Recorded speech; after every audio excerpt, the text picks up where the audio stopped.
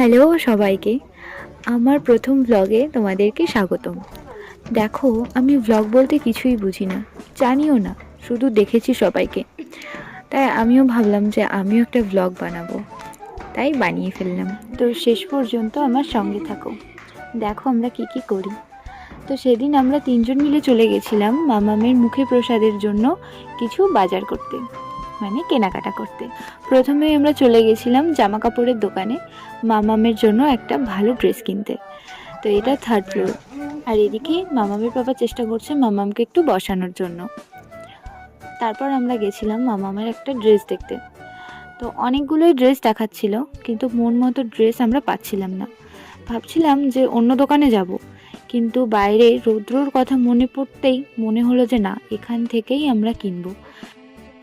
অনেকগুলো ড্রেস দেখার পরে দু একটা মাম্মামকে পরিয়েও দেখেছি, কিন্তু ভালো লাগছিল না। অবশেষে এই ড্রেসটা আমাদের পছন্দ হলো, তো ওটাই আমরা ফাইনাল করলাম। তারপরে আর একটা ড্রেস দেখছিলাম যে একটা নরম ধরনের হবে, কারণ ওটা পরিয়ে তো আমরা নিয়ে যেতে পারবো না, কারণ আমাদের বাড়ির থেকে মায়াপুর অনেক দূরে। আর আমরা ঠিক করেছিলাম মাম্মামের প্রথম মুখে প্রসাদ মায়াপুরে গিয়েই আমরা দেব। তাই জন্য ওকে সেখানে পরিয়ে নিয়ে যাওয়ার জন্য গাড়িতে করে পরে যাবে, সেই জন্য আমরা এই যে ওর পাপার হাতে যে ড্রেসটা, সেই ড্রেসটা নিয়ে নিলাম। আর ওই যে মেরুন কালারের যে ড্রেসটা, সেটা আমার খুব পছন্দ হয়েছিল, কিন্তু মাম্মামের গায়ে বড় হয়ে যাবে। তারপর চলে গেছিলাম আমার জন্য একটা শাড়ি দেখতে, আর ঢুকতেই আমার এই শাড়িটা পছন্দ হয়ে গেছে। এটা 2nd ফ্লোর।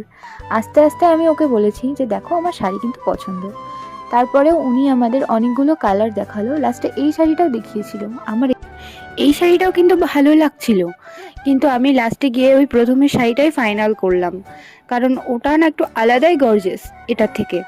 তাই জন্য আমি এই শাড়িটাই আমি ফাইনাল করে নিলাম। তারপরে আরও নিয়েছি, শাশুড়ি মায়ের জন্য শাড়ি কিনেছি, কিন্তু সেটার ভিডিও করা হয়নি, কারণ আমরা ওখানে একটু অনেকগুলো শাড়ি দেখে ফেলেছি, যার জন্য অত ভিডিও করার কথা মনে ছিল না। তারপরে চলে গেছিলাম রেস্টুরেন্টে, যেহেতু আমরা দুপুর টাইমে গেছিলাম আর বাড়ির থেকে কিছু খেয়ে গেছিলাম না, খিদে পেয়ে গেছিলো। তাই আমার বর নিয়েছিল মোগলাই পরোটা, আর আমি নিয়েছিলাম মাটন বিরিয়ানি। মাটনটা না আমার বরাবরই ভীষণ ভালো লাগে।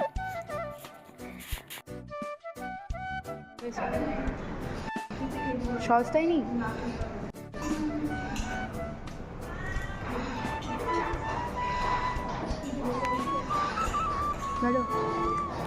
তারপর আমরা সেখান থেকে চলে গেছিলাম সোনার দোকানে মামামের জন্য একটা সোনার চেন কিনতে।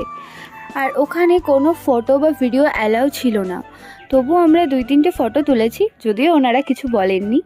তারপরে আমরা শুরু করে দিয়েছিলাম মামামের জন্য অনেকগুলো চেন দেখা। তো